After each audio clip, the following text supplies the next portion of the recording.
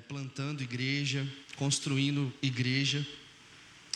E é um privilégio para mim receber o convite para estar aqui com vocês durante esses dias de retiro. Já tenho sido muito abençoado também, né? Estava falando com o pastor Carlos ali. Há muito tempo eu não via uma expressão de dança também, né? Com uma centralidade nas escrituras, na presença de Deus. E eu creio muito que nós estamos sendo marcados por Deus nesses dias, de fato com uma devoção, de fato com um coração inclinado para a centralidade do Evangelho, centralidade da pessoa de Jesus, da presença de Jesus em nosso meio. Então, realmente eu estou muito feliz, né? Estendo aí um abraço de toda a Igreja Meta para vocês, como igreja, como família espiritual, todos nós e a liderança lá, né? Consigo inclinar o meu coração a algo que eu não conheço. Eu não consigo depositar minha vida em um lugar onde eu não tenho familiaridade. Então, quando pensamos em devoção, nós precisamos pensar em conhecer a presença de Deus, conhecer a pessoa de Deus, conhecer um Deus que é Pai, que é Filho e que é Espírito. E para conhecer a Deus, é muito interessante uma coisa. Um dos seus atributos é ser transcendente. E para conhecermos alguém que transcende a nós, necessariamente esse alguém precisa desejar ser conhecido. Nós não podemos conhecer a um Deus que transcende aquilo que somos, se Ele não escolher se revelar a nós. Está entendendo isso? E o princípio da devoção é esse: Deus desejou ser conhecido por um povo. Deus desejou ser conhecido pela sua boa criação. Deus desejou formar para si um povo santo, um povo separado, para que Ele pudesse se revelar no meio desse povo. Está comigo? Enfim, eu vou trabalhar um pouco dessa temática, tanto agora como à noite. Mas ontem enquanto a gente estava aqui na sessão da noite, o pastor no final disse uma frase que marcou bastante assim meu coração, e eu fiquei a madrugada inteira refazendo todo o sermão que eu ia pregar aqui de manhã.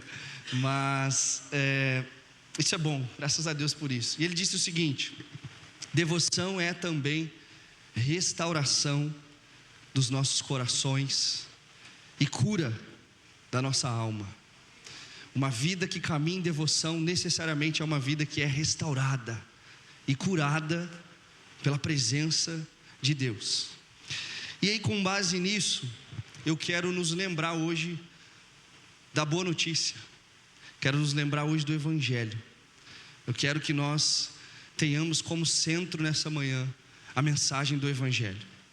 E o Evangelho como aquilo que nos torna pessoas dignas de valor, pessoas dignas de aceitação, pessoas dignas de restauração, pessoas dignas de um lugar na presença de Deus.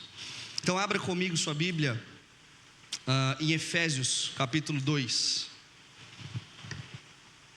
Essa é uma manhã onde nós vamos nos lembrar da mensagem do Evangelho e como essa mensagem nos torna alguém aceitos pelo Senhor e por isso capazes de viver uma vida em constante devoção. É muito comum nos nossos dias, meus irmãos, as doenças almáticas, as dores das nossas almas. Talvez aqui seja diferente, né? Talvez aqui seja uma igreja diferente, mas eu caminho com muitos jovens, pessoas que estão o tempo inteiro expressando as suas dores, as suas feridas, as dores na alma, causada por todos os possíveis motivos que você imaginar, sejam eles verdadeiros ou não, profundos ou não, sejam traumas reais ou não, mas as pessoas vivem em um momento da história onde as dores das almas estão gritando aos quatro ventos, onde a nossa interpretação da vida começa a ser a partir daquilo que nós sentimos, daquilo que nós provamos na dor, e por vezes nós esquecemos o que é o Evangelho, por vezes nós esquecemos quem Deus é, quem nós somos e como isso nos proporciona uma vida de devoção profunda. Então, eu quero contrastar essa realidade das nossas feridas, de um coração cauterizado, de almas doentes, adoecidas, com o Evangelho. Nos lembrar nessa manhã que nós não precisamos mais de uma aceitação, de uma busca incansável por um valor pessoal. Nós não precisamos mais buscar sermos aceitos, porque o Deus Criador, o Filho que governa e o Espírito que nos ama, nos abraça como Deus Trino e nos aceita, nos coloca como parte da sua família. Produz em nós a capacidade de agora termos um lugar na mesa, termos um ambiente, termos um selo onde Deus quer repousar sua presença. Então vamos lá, a gente já vai para Efésios 2, fique comigo aqui. Por que isso é tão importante, nos lembrarmos do Evangelho? O plano de Deus, queridos, para nós, ele pode ser descrito como um desejo incansável do Senhor de habitar conosco. Deus é aquele que deseja habitar com a sua criação. É assim desde o Éden. Deus estabelece um lugar, um santuário, onde a sua presença consegue tocar, onde a sua presença consegue habitar, onde a sua presença consegue caminhar.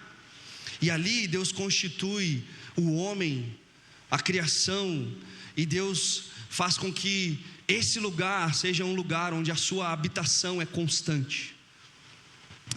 Deus desde o Éden deseja estar conosco, nos visitar. Nós temos inclusive feito essa pergunta, né? O Vitor falou, o Mateus falou sobre onde nós estamos, né?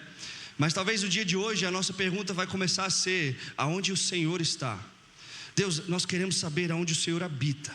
Nós queremos saber qual é o lugar da sua presença. E era assim no Éden. Deus quis habitar conosco. Deus não carecia de algo. Deus, como comunidade em Pai, Filho e Espírito, não precisava. Deus não tinha necessidade, mas Ele emana do seu amor. E Ele, por amor, cria uma boa criação. E o pai que cria fala: olha, filho, governe sobre isso.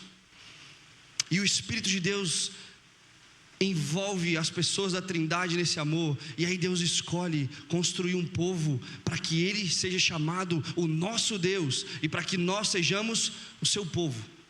Esse é o motivo primário da criação. Deus habitar conosco, sermos o seu povo e Ele ser o nosso Deus. Só que aí acontece Gênesis 3.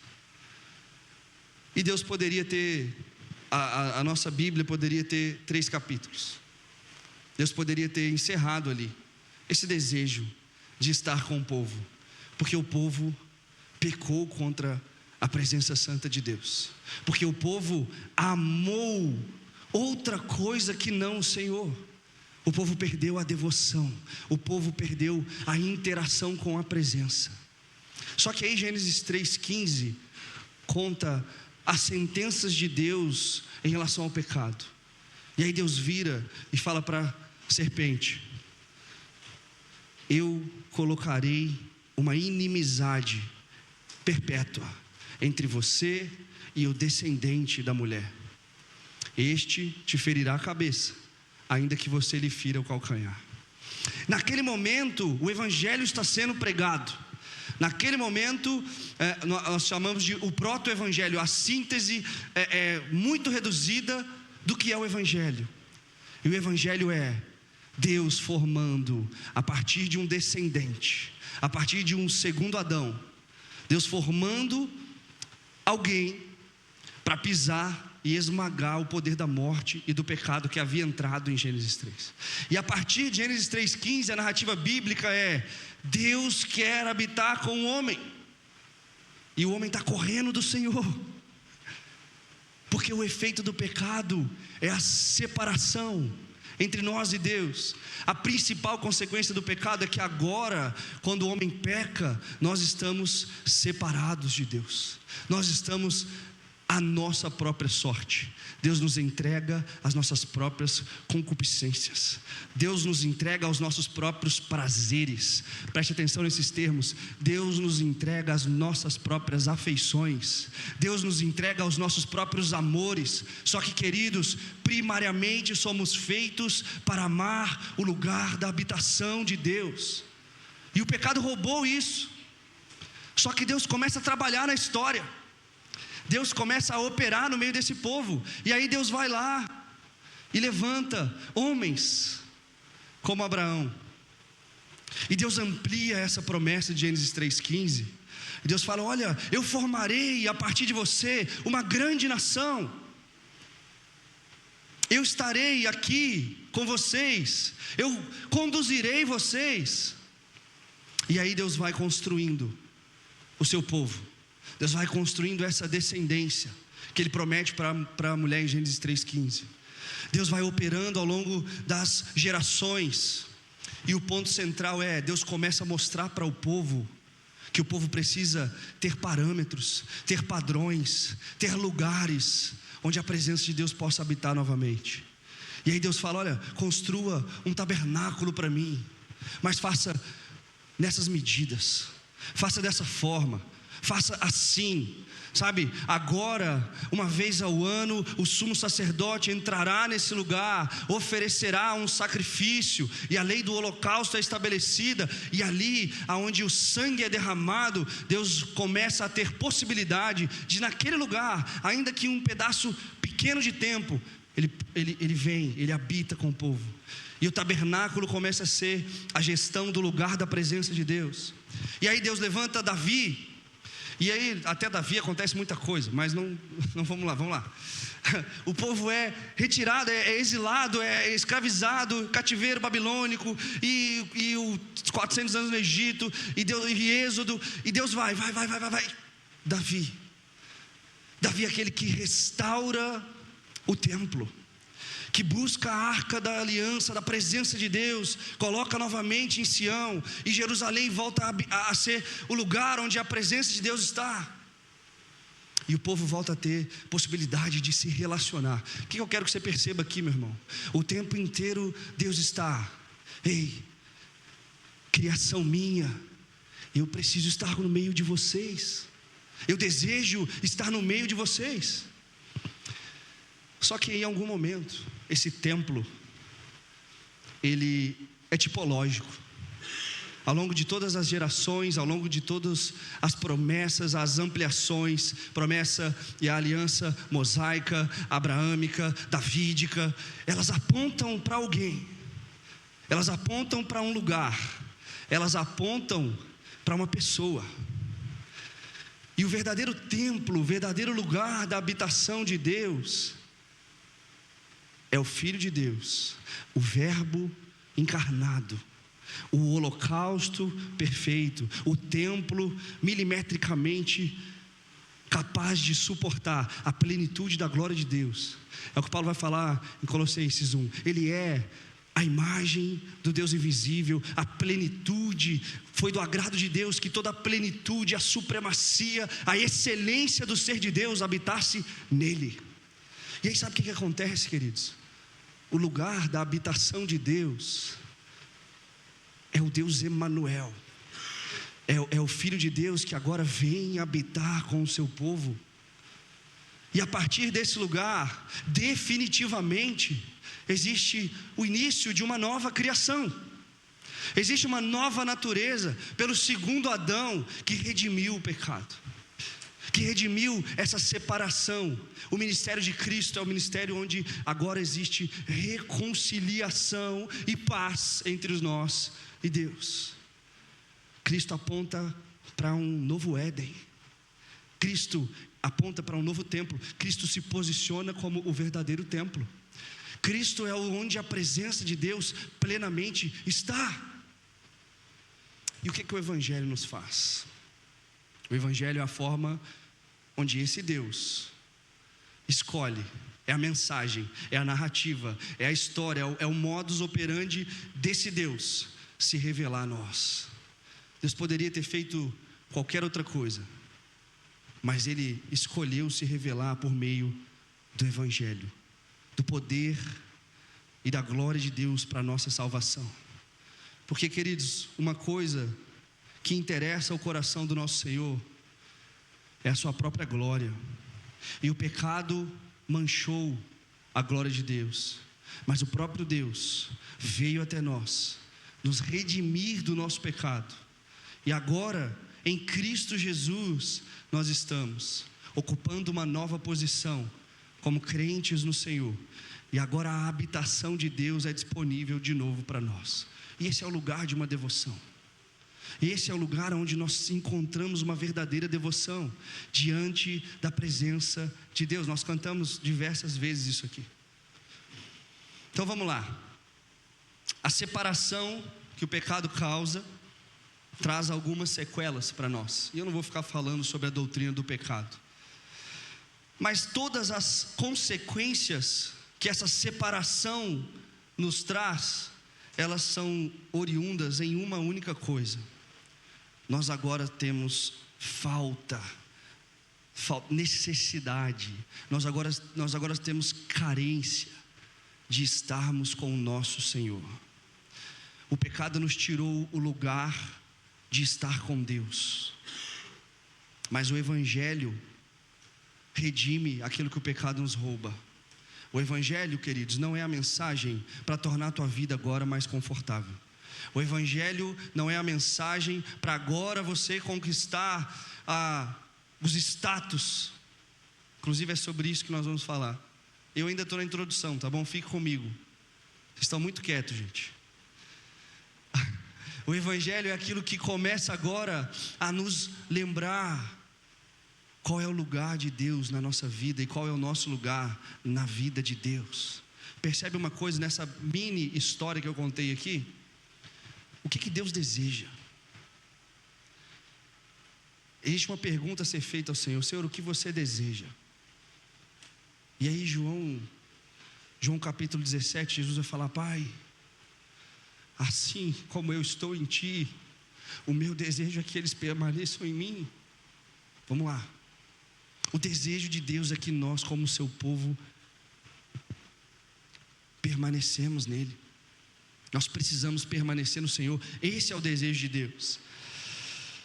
Em regra, a separação do homem com Deus é destrutiva para uma coisa: para os nossos relacionamentos. Em primeiro lugar, queridos, todas as dores da nossa alma são oriundas de uma dificuldade relacional. Nós, como seres humanos agora caídos, nós não sabemos mais lidar com o outro. Nós não sabemos mais, olhar para o outro, servir ao outro, suportar ao outro. Nós começamos a ter uma atitude que Paulo condena a igreja de Filipe, em Filipenses capítulo 3, Paulo diz: olha, vocês agora fizeram do seu estômago o seu próprio Deus. E vocês agora são inimigos da cruz de Cristo, porque servem ao seu próprio umbigo. Mas lembrem-se, e aí Paulo profere em Filipenses 2 uma cristologia sublime: lembre-se de Cristo Jesus, que sendo Deus, não faz o uso desse atributo e dessa natureza, antes esvazia-se, se encarna, humilha-se, vai em direção à criatura e morre, com uma morte de cruz, para que então agora nós pudéssemos novamente, queridos, habitar com o Senhor, por meio do sangue do Cordeiro digno, que tirou o pecado do mundo.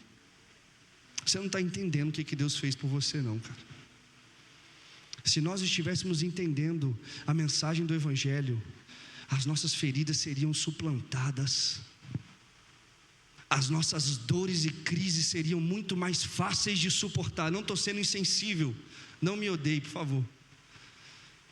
Nós temos os nossos traumas, mas se nós lembrarmos que Deus desejou estar comigo,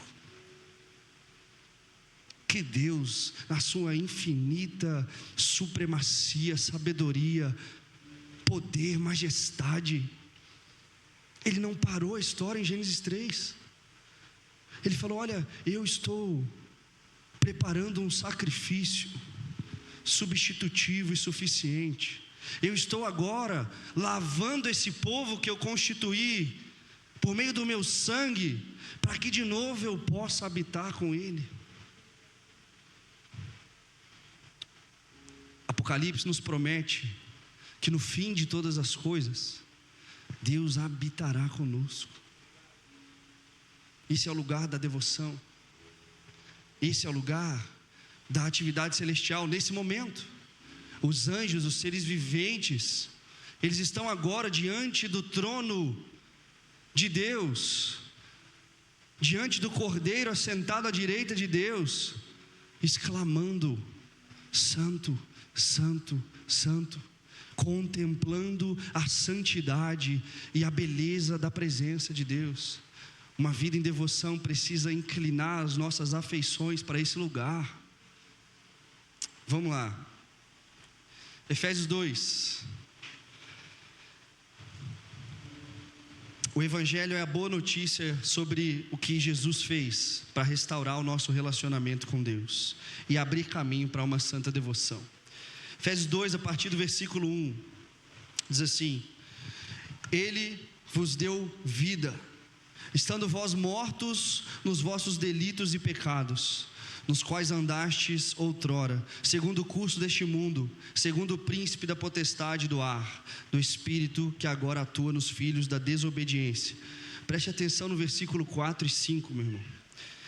Mas Deus, sendo rico em misericórdia, por causa do grande amor com que nos amou, e estando nós mortos em nossos delitos, nos deu vida juntamente com Cristo Jesus. Pela graça nós somos salvos. Dr. Martin Lloyd Jones vai dizer o seguinte: a mensagem do Evangelho não nos torna pessoas novas, elas nos coloca em uma posição nova. A mensagem do Evangelho produz em você a capacidade de agora estar em Cristo novamente. A mensagem do Evangelho nos salva a ponto de agora estarmos em uma nova posição. Agora nós estamos nele. Pela graça nós temos novamente o lugar da habitação de Deus. Nós não podemos dizer que a mensagem nos faz sermos parte de alguma coisa. O Evangelho não te torna membro de um clube de convívio, irmão. O Evangelho não te torna agora parte de uma fraternidade, sabe, de um encontro social. O Evangelho te coloca assentado em Cristo, à direita de Deus Pai, nas regiões celestiais, com a herança de todos os santos, desfrutando da presença de Deus. O Evangelho é aquilo que apresenta para nós a obra consumada de Cristo, aquilo que Ele fez em nosso favor, e não algo que agora a gente tem que fazer, ou algo que a gente tem que agora conquistar, mas é um lugar de sermos aceitos. Deus escolheu, e o próprio Cristo, como essa habitação da presença, veio até nós, e agora nós estamos nele. Isso precisa mudar a nossa vida. O Tim Keller vai dizer que o Evangelho, a mensagem do Evangelho não é o ABC da vida cristã. É muito comum isso, né? Principalmente em retiros como esse, não aqui, mas eu me converti em um retiro de carnaval em 2011, e ali tinha aquela pregação do Evangelho para o não alcançado, e às vezes a gente se esquece que o Evangelho não é introdutório na vida cristã, meu irmão. O Evangelho não é aquilo que te introduz e a partir de agora você tem que caminhar com as próprias pernas. O Evangelho te introduziu, agora vai lá, caminha, sabe, faça, promova, execute, seja um ativista.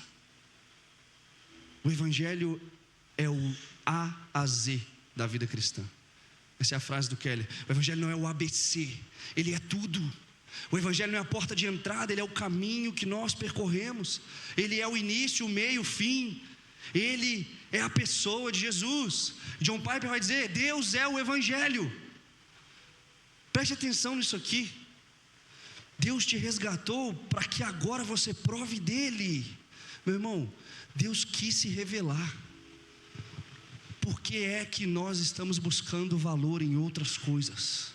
Por que nós, encontrados por esse Deus, por essa mensagem, não estamos nos alegrando e nos deleitando, e sabe, desfrutando de um lugar novo, de uma posição nova?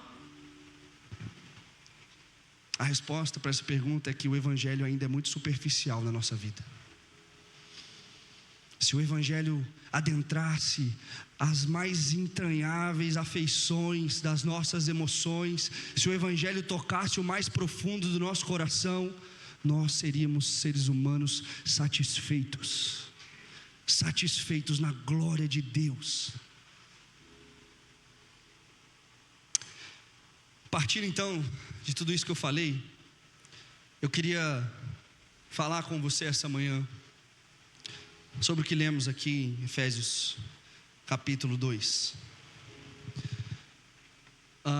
Colaborando com isso, recentemente eu li um artigo no The New York Times, um artigo de jornal, o título desse artigo é A Busca Incansável pelo Valor Pessoal. E esse artigo ele vai fazer vários estudos e pesquisas sobre como os seres humanos estão incessantemente buscando um valor pessoal.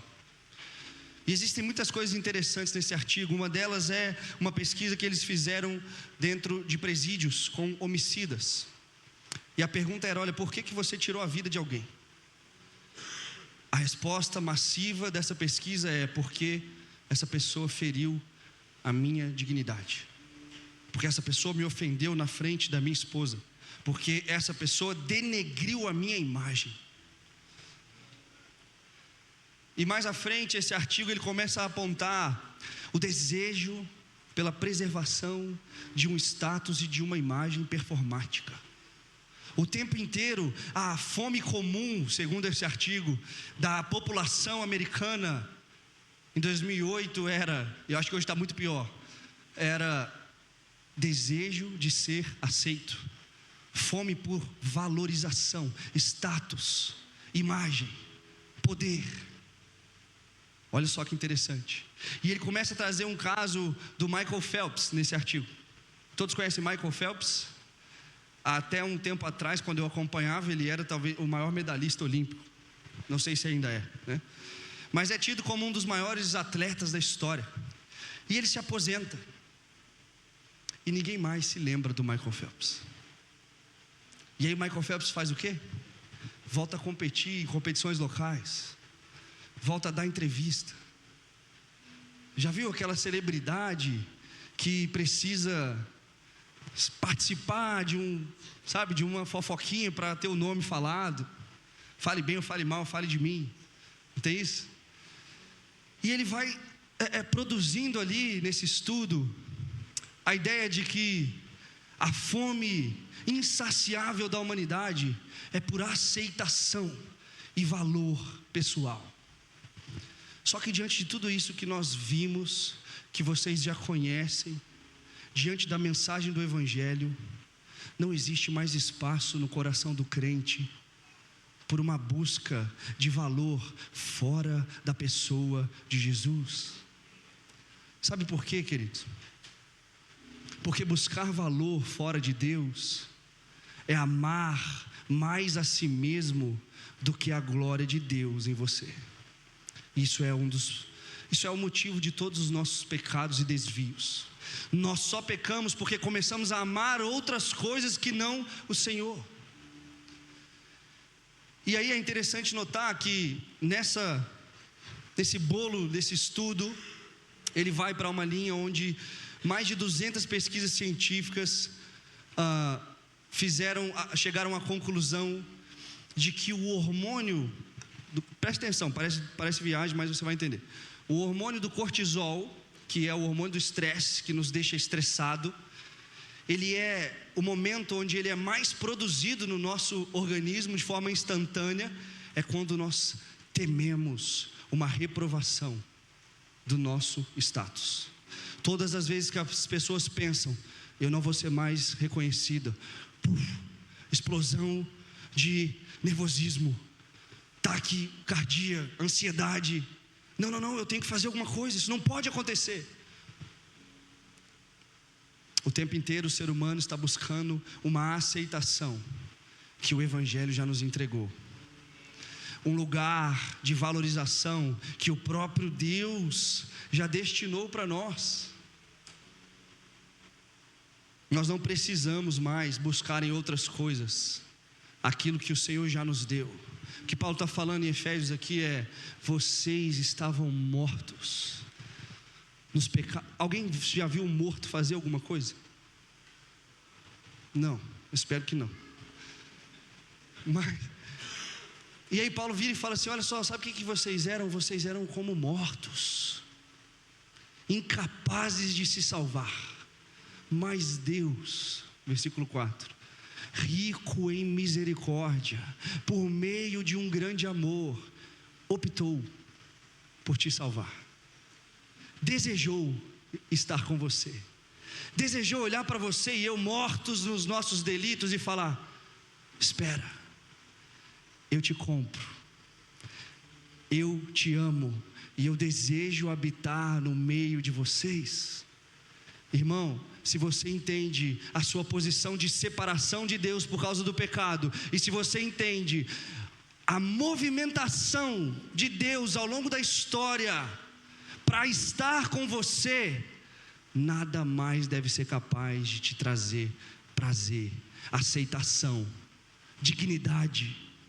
Você e eu não precisamos mais buscar no status, na performance, na imagem ou em qualquer outra coisa aquilo que só o Evangelho nos deu. O Evangelho é a mensagem de Deus que nos forma como seu povo e que nos sustenta como lugar da sua habitação. Somente por meio do Evangelho e nada mais. O Evangelho é Cristo e este crucificado. Ponto final. Não tem o que se acrescentar na mensagem de Deus. Deus destinou o seu coração a um povo, e agora somos parte desse povo. E o que é que você está buscando em outro lugar, cara? Por que o seu coração está tão doente, com as suas feridas momentâneas e leves, diante da glória futura que o Evangelho já te deu? Por que é que os traumas das nossas dores, por que as nossas emoções descontroladas estão o tempo inteiro? Não, fulano não me viu, cara, não é possível, ninguém está olhando para mim, será que eles não estão me reconhecendo? E olhe para o Evangelho. Deus desejou habitar com você, meu irmão. Não há nada mais precioso. Sabe, muitas vezes a gente faz algumas orações que Deus resiste, por um motivo muito simples. Nós estamos o tempo inteiro pedindo: Deus, eu peço isso, Deus, eu quero aquilo, Deus, me dá aquilo outro. E não é errado pedir. A gente vê ao longo de todas as escrituras orações de petição. Só que devoção envolve lugar da presença de Deus, envolve vida de oração, envolve contemplação da presença, da santidade. E aí você começa a orar: Deus, me dá isso. Só que o isso que você está pedindo, você não está pedindo alguma coisa, você está pedindo um outro Deus para o seu Deus, porque o seu coração não sabe descansar no fato de que Ele é o seu Deus e você é parte do seu povo. E aí você está o tempo inteiro: Deus, sabe, me dá isso, faz eu chegar nesse lugar, muda a minha vida para aquilo. E se Deus não te der, irmão, e se Deus não te der a família perfeita, e se Deus não te der os X filhos que você quer, e se Deus não te der o salário que você pede, e se Deus não te der o novo carro do ano, e se Deus não te der a saúde, nós estamos em Cristo Jesus. Isso precisa mudar a nossa vida. Isso precisa marcar profundamente as nossas afeições, a ponto de, cara, tudo bem, esse irmão aqui, sabe, não me tratou legal. Poxa, o pastor hoje não olhou para mim.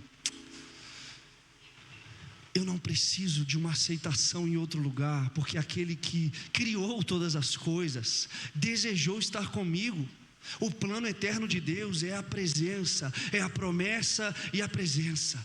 Deus promete e Ele vem, e aí Deus habitou conosco, e Deus habitará conosco no fim de todas as coisas. Você já conhece o seu destino, estar com Deus. E agora, na nova criação inaugurada no segundo Adão, no Cristo ressurreto, você pode estar com Deus.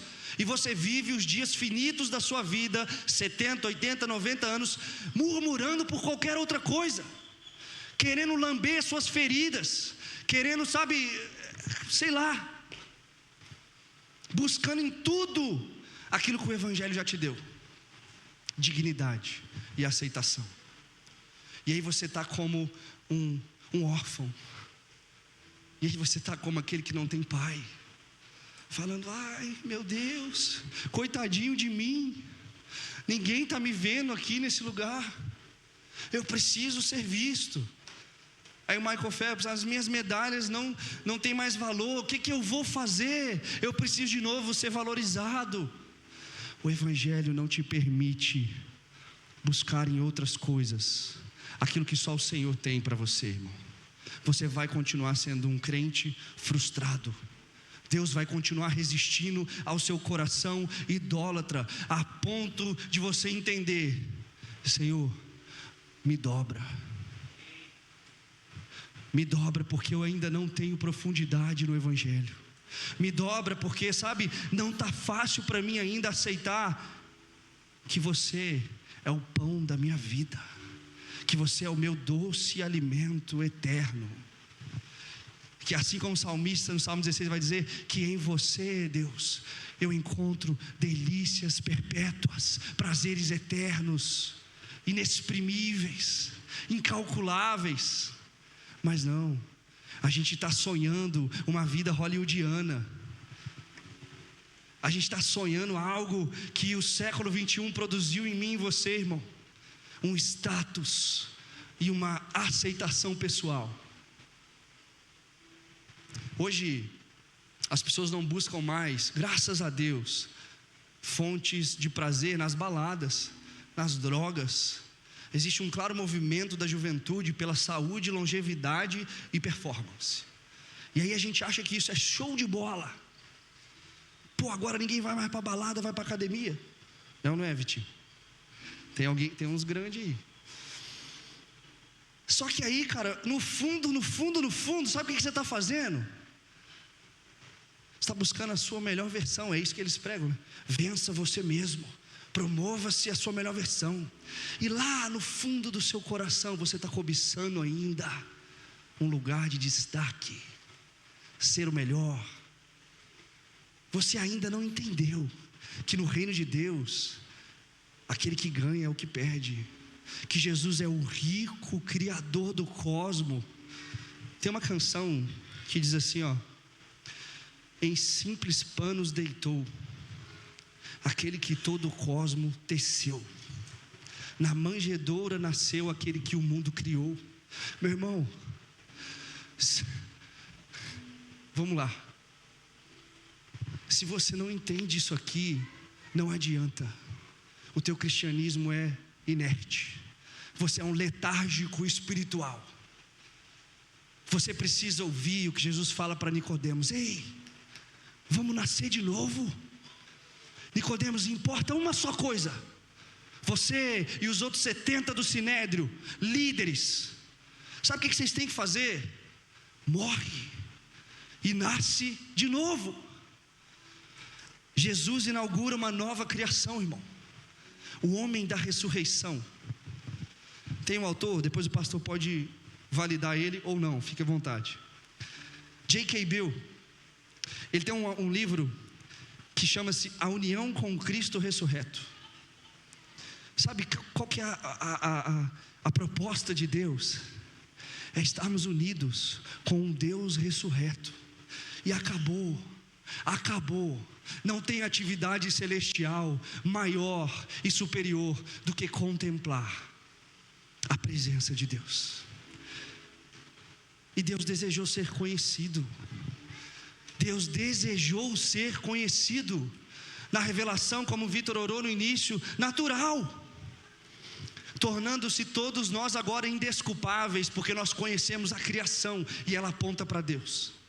Só que além disso, para esse povo reunido, para essa descendência da mulher, que por meio do seu Filho Jesus está unido misticamente ao redor dos quatro cantos da terra, para esse povo Deus se revela de forma especial.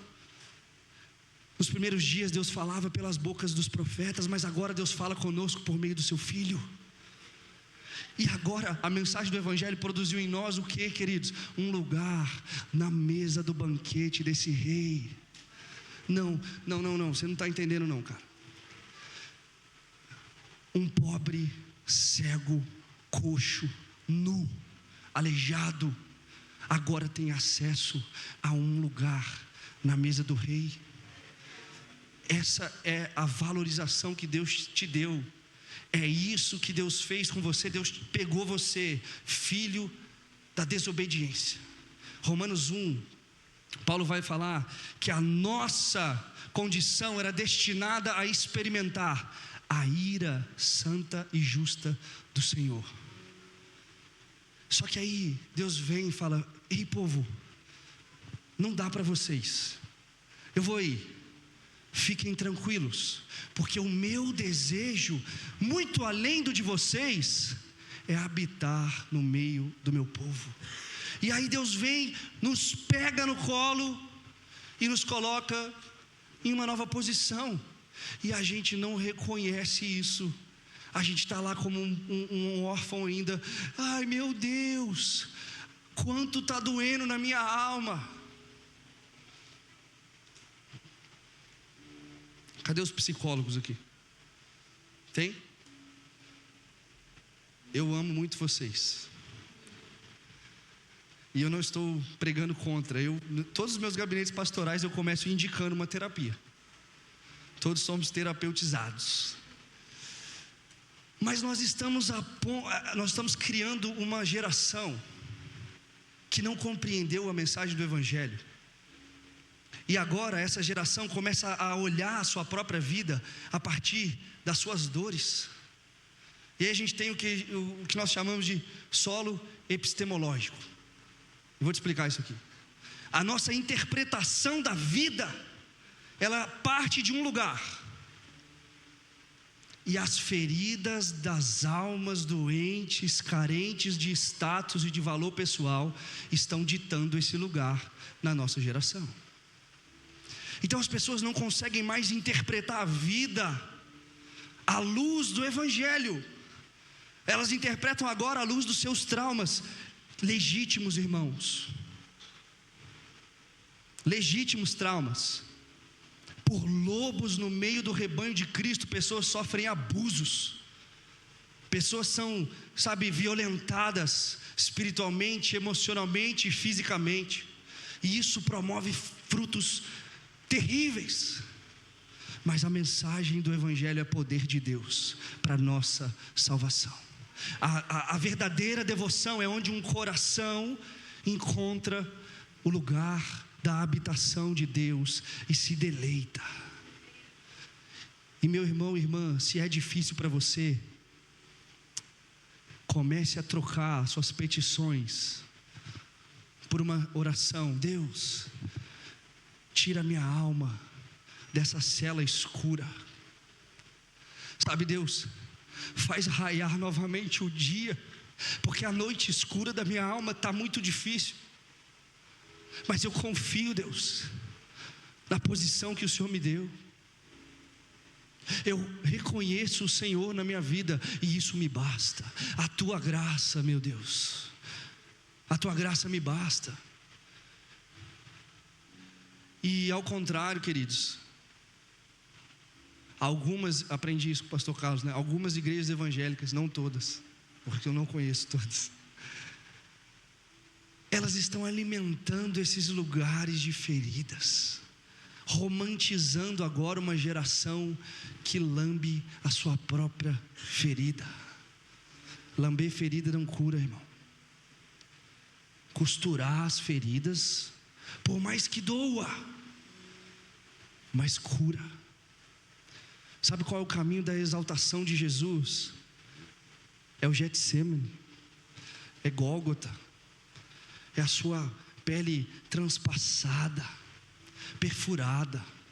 O que Isaías relata acerca do Jesus Criador é que ele era um homem com uma forma indesejável, que nele não havia nenhuma beleza ou nenhuma formosura.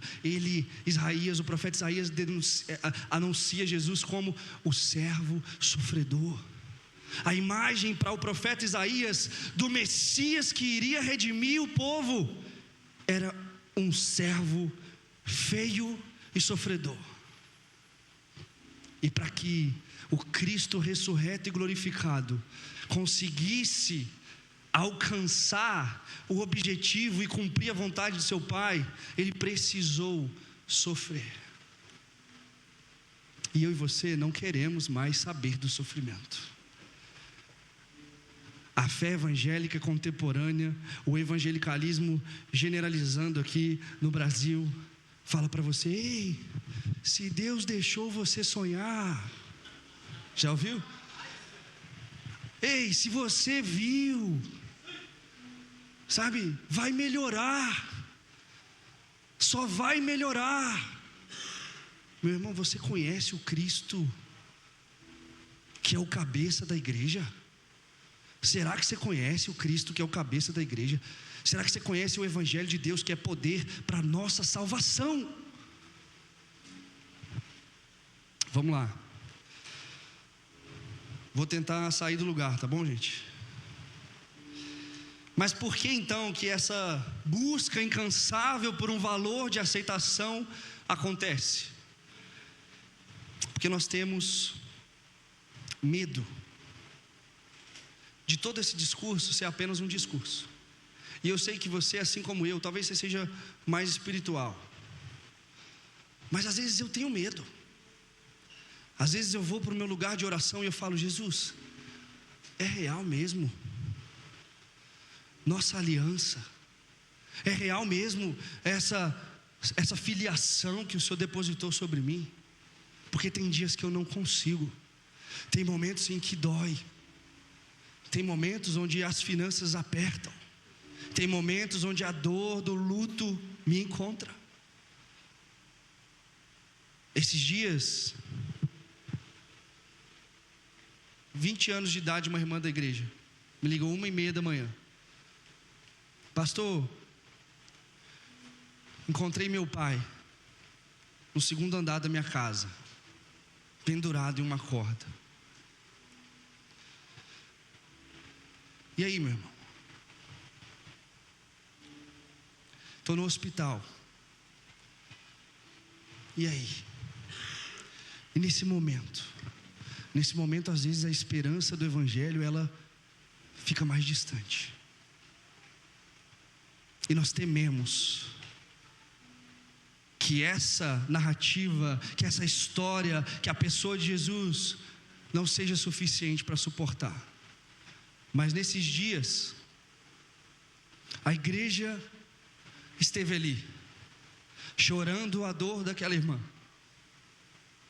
E por mais que tenha doído, por mais que até hoje o luto esteja assolando a nossa comunidade, a graça de Deus foi produzindo consolo, conforto, e o fardo da dor, das dores, das feridas, e a imagem que ela tinha do pai vai sendo substituída por aquilo que Paulo vai falar aos Colossenses: Cristo em vós é a esperança da glória futura. Porque o Evangelho nos coloca agora em Cristo. E aí Paulo também nos Colossenses, ele vai dizer: ei, eu me alegro nas minhas tribulações, eu me alegro nos meus sofrimentos, porque eu estou completando aquilo que resta dos sofrimentos de Cristo Jesus em favor da igreja. Nós não conhecemos o Evangelho, gente. Os evangélicos não conhecem a mensagem do Evangelho, e por isso não tem como ter uma vida de devoção, porque você vai ser devoto a qualquer outra coisa. Você vai ser devoto às suas próprias conclusões, às suas vãs filosofias, às ideologias dessa época. Você vai ser devoto a um lifestyle novo, a uma performance. Mas Jesus é aquele que nos chama para entregar tudo, para abrir mão de tudo. E não é possível mais ser alguém alcançado por essa mensagem e ainda assim buscar um valor pessoal em outra coisa. Está entendendo isso? Nós precisamos do Evangelho. Sabe a que ponto nós precisamos do Evangelho? Eu vou caminhar para a gente terminar. O artigo lá conclui que essa busca por aceitação pessoal, ela é interminável. Eles concluem, a partir do estudo, que isso era um ciclo interminável da natureza humana. E isso me deixou muito angustiado, como um pastor de uma comunidade jovem, como pai de uma filha de 3 anos. Eu falei, Deus, não é possível que as pessoas vão permanecer, desejando valor e aceitação pessoal em qualquer outro lugar, menos no Senhor. E eu me lembrei de tudo isso que eu estou pregando aqui. Eu me lembrei que o Evangelho, ele é suficiente para parar essa busca incontrolável por aceitação, meu irmão. E se você aqui nessa manhã, nesse retiro, nesses dias, no mais íntimo do seu coração, se ainda existe alguma vírgula que você busca a aceitação no outro, status, autoimagem, é o momento para quebrar isso. É o momento para ser como Maria na casa do seu amigo, pegar aquilo de maior valor que você tem, pegar um vaso, rico, e quebrar diante da presença de Deus, diante da pessoa de Deus. Você está entendendo? Então, a que ponto nós precisamos do Evangelho? Para a gente terminar, em Gálatas 2, abre comigo, Gálatas 2, versículo 11.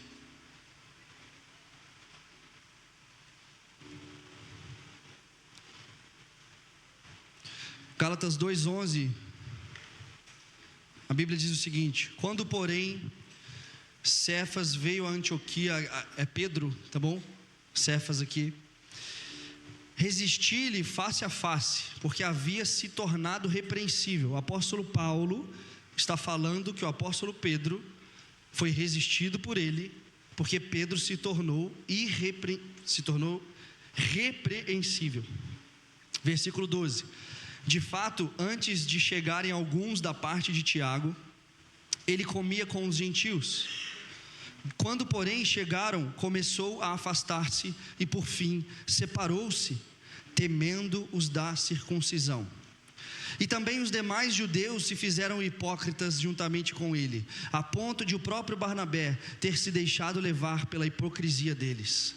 Quando, porém, vi que não procediam corretamente, segundo o que, meus irmãos? Segundo a verdade do Evangelho, eu disse a Cefas, na presença de todos: se você, que é judeu, vive como um gentil e não como judeu, por que quer obrigar os gentios a viverem como judeus?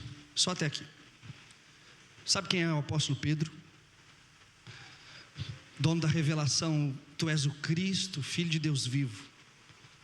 Apóstolo Pedro estava assentado com os gentios, comendo naquele lugar. E aí, de repente, Paulo observa essa cena, e chegam alguns da parte de Tiago, alguns judaizantes, alguns que observavam as práticas da lei cerimonial, onde era impossível ou impróprio comer com um gentil. Isso acontece no contexto da visão do próprio Pedro, do lençol, onde Deus fala: ei, gregos e gentios, homens e mulheres, todos são o meu povo. E aí, o relato de Paulo aqui é que Pedro começou a ter medo do que iam pensar dele. Vamos lá. O apóstolo Pedro, irmão, O apóstolo Pedro temeu o status. E aí Paulo falou: opa, Pedro, você estava comendo aqui agora com os gentios, cara. Você estava, tendo uma prática que aponta para o evangelho. Mas por agora temer o que vão pensar de você, você está sendo hipócrita. Pedro observou mais a sua própria imagem. Pedro buscou mais na imagem dele uma aceitação daqueles da parte de Tiago. E Pedro se esqueceu do evangelho. E aí Paulo aqui é brilhante, porque ele fala: ei Pedro, deixa eu te exortar aqui, seu hipócrita, lembre-se do evangelho. Lembre-se quem Deus é. Lembre-se qual é a mensagem de Deus. Lembrem-se do nosso Senhor, que comeu com o leproso, que curou o cego no sábado, que deu de beber à mulher samaritana. Lembre-se que a mensagem do evangelho é para resgatar os perdidos. Então, queridos, se o apóstolo Pedro, eu acho que nenhum de nós chegaremos à estatura desse homem, tenho certeza, o melhor que sejamos, careceu do evangelho em um determinado momento, porque eu e você, pequenos crentes de alguns anos, que estão lendo alguma coisa, quando lê, por que a gente acha que o evangelho não é mais para a gente? O evangelho é para o perdido, o evangelho é para quem está no bloquinho lá agora. Meu irmão, o evangelho é para a igreja de Deus. O evangelho é aquilo que precisa nutrir a devoção ao Senhor, porque o evangelho te lembra que você não é a última Coca-Cola do deserto, que a história da redenção, que o drama de Deus tem um diretor e um ator principal, que não sou eu e não é você.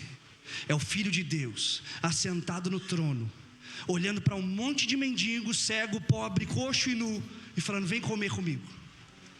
O evangelho precisa ser, o nosso alimento, porque ele nos lembra a nossa carência. Ele nos torna bem-aventurados, porque agora nós falimos no nosso espírito. Bem-aventurados pobres de espírito, que não se consideram em nada superior aos outros. É mais fácil ser igreja do que parece, irmão. É mais fácil porque tem poder de Deus, porque tem manifestação do Espírito para convergir os corações, para dar suporte. Jesus fala: ei, eu estou indo, mas fiquem tranquilos, eu deixarei um outro consolador. E sabe de uma coisa? Nós começamos falando isso, que Deus deseja habitar conosco. Eu vou concluir isso à noite, mas só para a gente terminar. O que é que o Espírito Santo de Deus está fazendo agora no meio da igreja? Jesus vai, e às vezes até os seus amigos ali, aquelas mulheres param Jesus ressurreto e: ei, fique mais um pouco. Ele fala: não, importa-vos me deixar, porque eu preciso enviar um outro consolador. Mas olha, eu não deixarei vocês órfãos. Isso é João 14, se eu não me engano. Eu voltarei para vocês, eu estou indo para a casa de meu pai, preparar uma morada. Mas enquanto isso, eu deixarei o Espírito Santo, a pessoa dotada de toda a divindade. E o Deus conosco, Emanuel, vai ao Pai e nos envia o Santo Espírito. E agora nós temos Deus em nós. E aí você vai perceber o que nós vamos pregar de noite. Deus desejou habitar conosco, irmão. Deus trabalhou arduamente para construir tudo isso. E hoje, Deus não tem mais um templo feito por mãos humanas. Vamos lá. Deus não precisa mais de uma arca. Deus não precisa de um espaço com tantos côvados de comprimento. Deus está habitando em algo que não é feito por mãos humanas. Por meio do seu Espírito, você é o lugar da habitação de Deus. Você e eu somos o lugar da habitação de Deus. E se Deus desejou habitar com o seu povo, Ele conseguiu, porque Ele consegue, Ele é Deus. Só que a gente está relutando no nosso interior, querendo ser devoto de tudo quanto é coisa, irmão. Seja o seu ministério, seja a sua família, os seus filhos, coisas boas, bênçãos, dádivas de Deus, mas esquecemos do Deus das dádivas. O benefício da fé cristã é estar com Deus, ponto final. Uma vida em devoção é que deseja e ama a presença de Deus e nada mais. E por que eu nos lembrei do Evangelho? Porque nós esquecemos quem somos e quem Deus é. Nós passamos a tratar a nossa vida como algo muito valioso, e Deus como um mero meio para um fim. Mas Deus, Ele não divide a sua glória. E por vezes nós temos pedido outros deuses para o nosso Deus. Por vezes nós pedimos outras coisas, ao invés de parar e contemplar aquilo que já foi feito por nós. Então nessa manhã, queria te convidar a ficar de pé.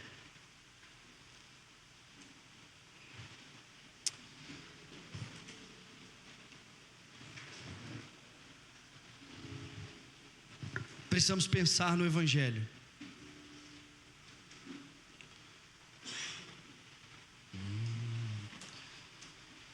Se esse Evangelho é verdadeiro, irmão, se esse Deus trino for verdade, não é nem que nós não podemos mais ser bem vistos, trabalhar para conquistar coisas, ser profissionais de excelência, ser pastores com um ministério longevo e íntegro, ser exemplo para os mais novos. Não é isso. O próprio Paulo fala isso. Ei, olha para mim e me imita. Então não é nem que nós não podemos conquistar coisas, querer ser um exemplo, mas é que se o Evangelho de Cristo Jesus for verdade mesmo, você não precisa mais se provar, você não precisa mais performar, você não precisa mais produzir algo. Sabe o que é o fim da vida cristã? Eu me faço essa pergunta com constância: Deus, qual é o ápice da vida cristã? Porque apesar de você ser alguém que quer ser conhecido, é impossível de te conhecer na sua totalidade. Qual que é o ápice da vida cristã? E eu sinto, irmãos, que o dia que nós soubermos descansar nele, descansar naquilo que o salmista fala no Salmo 23, nos pastos verdejantes. O dia que nós chegarmos a um ponto de eu confio nesse Deus, a ponto de descansar, aí sim nós estaremos no nosso ápice. E talvez esse dia seja naquele dia onde o culto não terminará, onde a canção não vai ser mais Deus, eu tenho saudade, Maranata, mas vai ser Santo, Santo, Santo. Ali talvez a gente vai aprender alguma coisa sobre o descanso. Mas jovens, escutem uma coisa de um outro jovem: corram, produzam, percorram, mas não se cansem. Vocês não sustentam nada, vocês não promovem nada. Vocês foram encontrados por alguém que desejou estar com vocês, e isso basta. O Evangelho é o poder de Deus para a nossa salvação, para curar as dores da nossa alma, para curar a busca incansável por uma aceitação.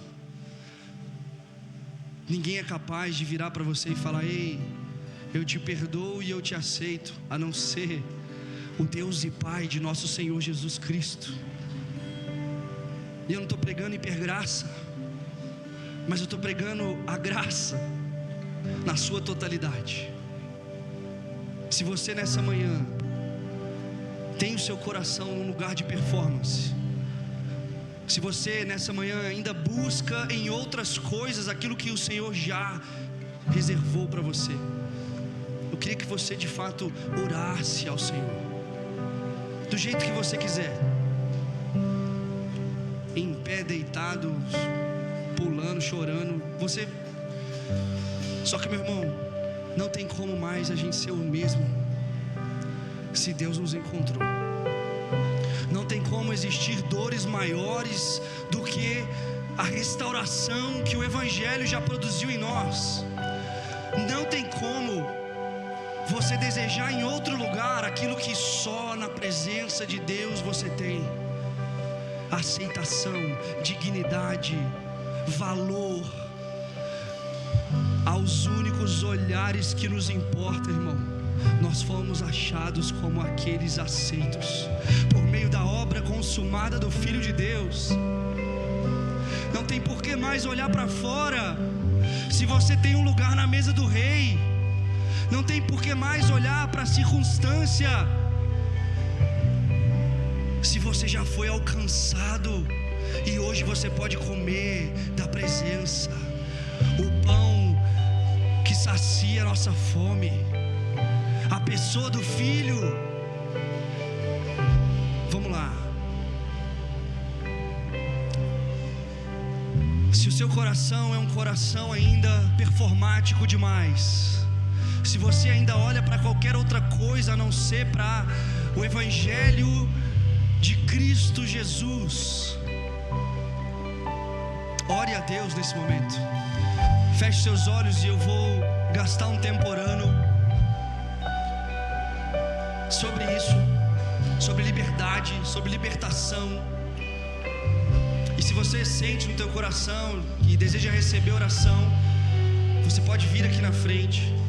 A liderança, os pastores podem orar por vocês. Mas vamos lá.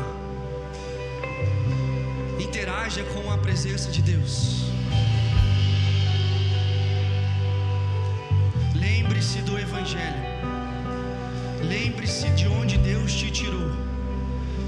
Lembre-se que devoção envolve um desejo, uma afeição nova, uma inclinação nova de um coração rendido e quebrantado. Deus escolheu morar com um povo, e aquele que habita no alto e no sublime trono também habita com o quebrantado e contrito de coração. Vamos lá. Talvez a nossa oração nessa manhã seja: dobra-nos, Deus, pois ainda não estamos tão rendidos ao Evangelho, ainda não estamos vendo aquilo que João viu.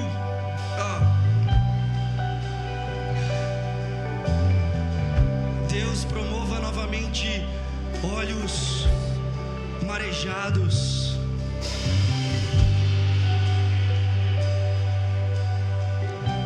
promova novamente nesse lugar, Deus, desespero por um lugar, por vermos alguma coisa.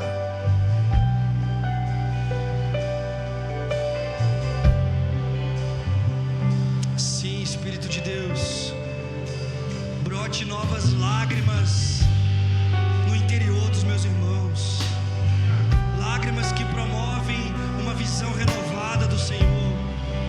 Aqueles que viram, que ouviram e que contemplaram jamais podem ser o mesmo, Deus. Por isso, faça-nos enxergar nessa manhã a profundidade, a beleza e a riqueza da nossa salvação em Cristo Jesus. Espírito Santo, eu oro por corações quebrados nessa manhã, livres de uma performance, livres, Senhor, de um status social, livres de uma aceitação que não é a do Evangelho. Eu oro por jovens correndo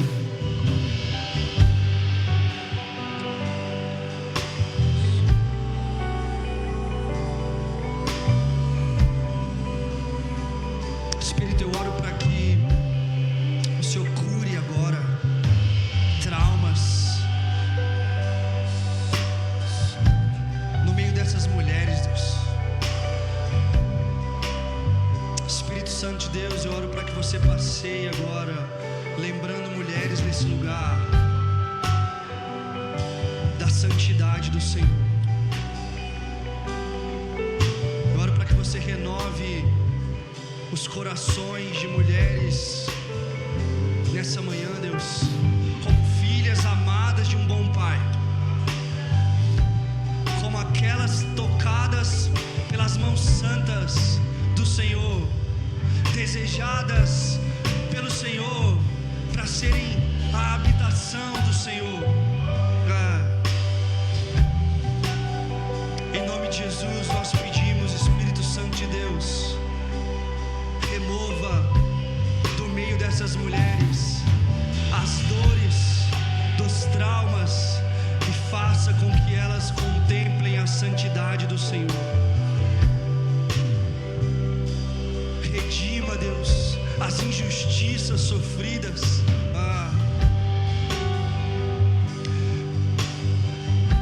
Coloque paternidade de novo na vida dessas mulheres, Deus.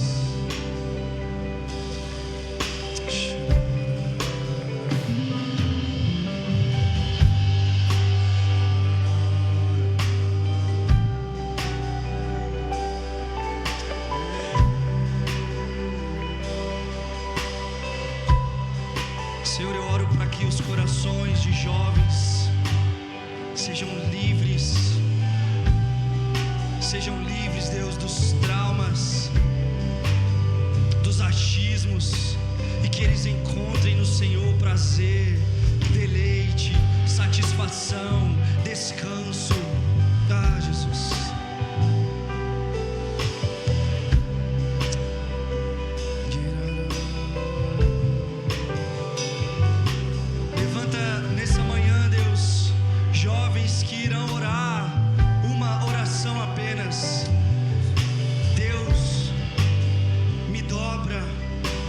Diante do Senhor, levante aqui homens com coragem, Deus, coragem para acessar um lugar de oração,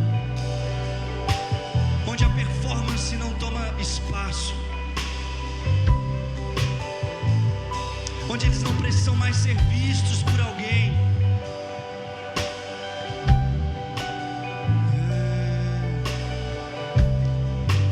Olhe para cá nessa manhã, Deus, e encontre em espírito e em verdade os adoradores, aqueles que são os arautos do Senhor.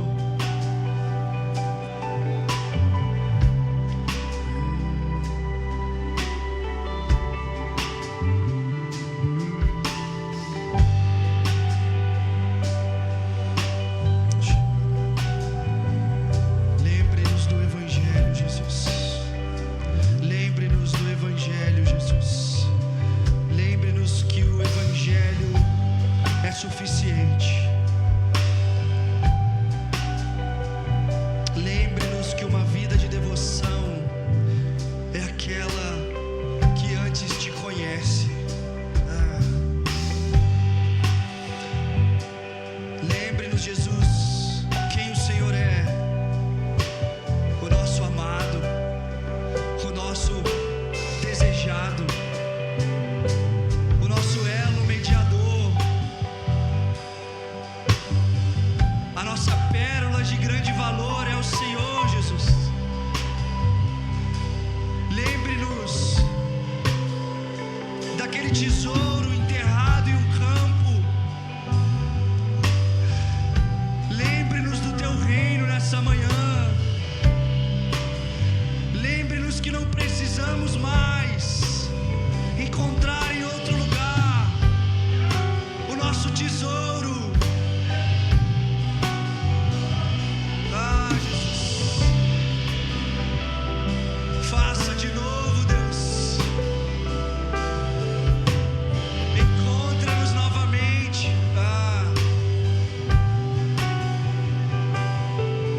Lembre-nos quem o Senhor é. Lembre-nos dos seus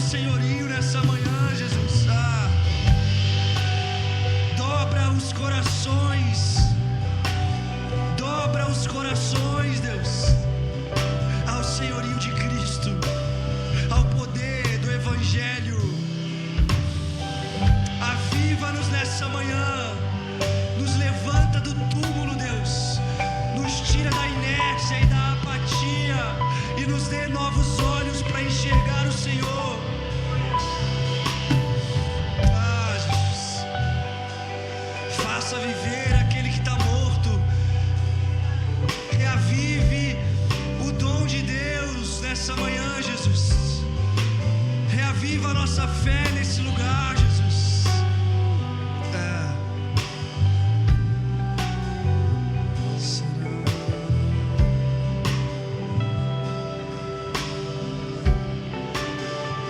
Senhor, eu oro por corações rendidos a uma santa devoção. Eu oro por uma liberdade espiritual no meio desses irmãos, Deus, onde eles possam cavar e beber das profundezas do Senhor, cavar e beber dos tesouros escondidos de Deus, dos tesouros disponíveis para os amigos de Deus nesse lugar, aqueles que viram algo, aqueles que não só viram, mas que provaram, que experimentaram das vísceras do Cordeiro, que não temem a dor, que não temem o sofrimento, que não temem a imagem, o status, mas que são rendidos ao Senhor, Deus.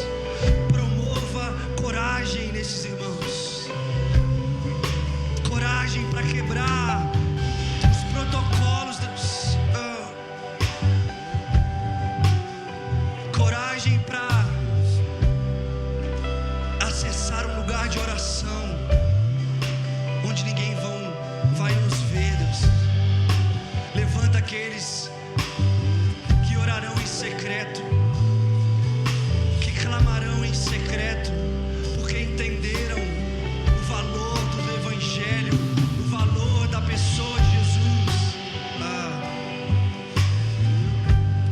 Nós entregamos a Ti tudo aquilo que somos, Deus. O nosso desejo para esse dia é que possamos ouvir do Senhor aonde o Senhor está, aonde o Senhor habita, ali nós queremos estar. Não nos faça andar se o Senhor não estiver conosco. Não nos faça nos mover se a presença do Senhor não estiver conosco. Nós queremos encontrar o Senhor. Nós queremos saber aonde o Senhor está,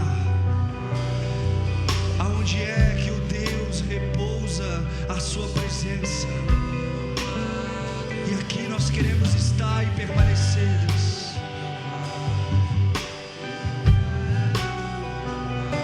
Produza frutos que vão mudar os afetos desses irmãos nessa manhã.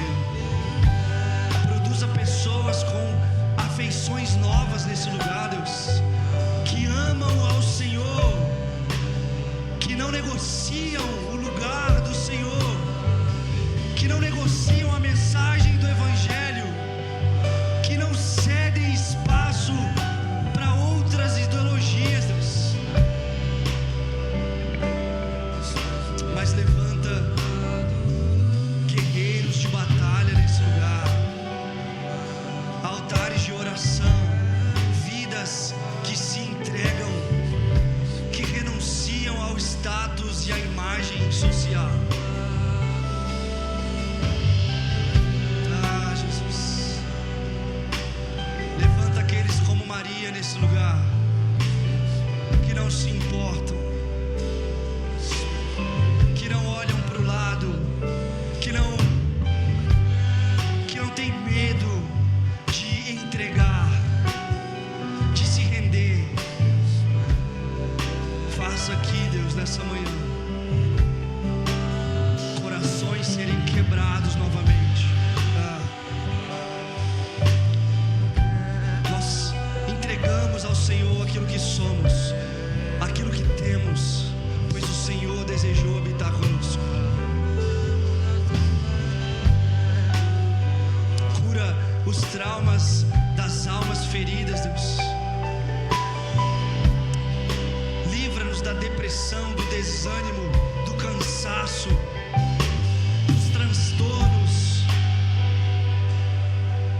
Fortalece o coração e a mente desses jovens, ó Deus, para percorrer a jornada, para caminhar, para correr e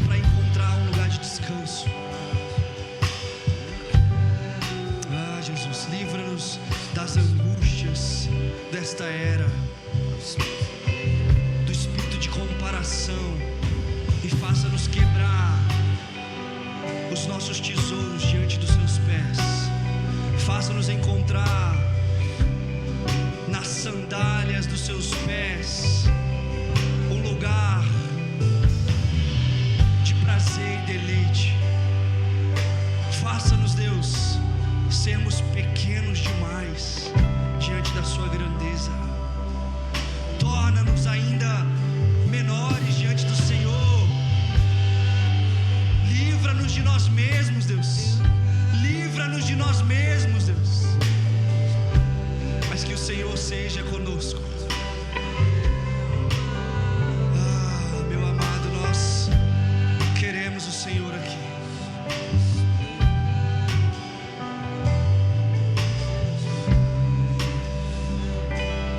Nós desejamos o Senhor aqui, Deus.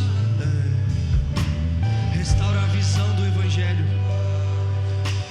Restaura a visão da nossa salvação nessa manhã. Nos liberta de uma vida cristã que é superficial, que é performática, e nos ensina, Deus, a extrema devoção, a santa devoção, a rendição do nosso coração. Ensina-nos a achar em Ti satisfação plena, deleite e prazeres. Essa é a nossa oração, Deus.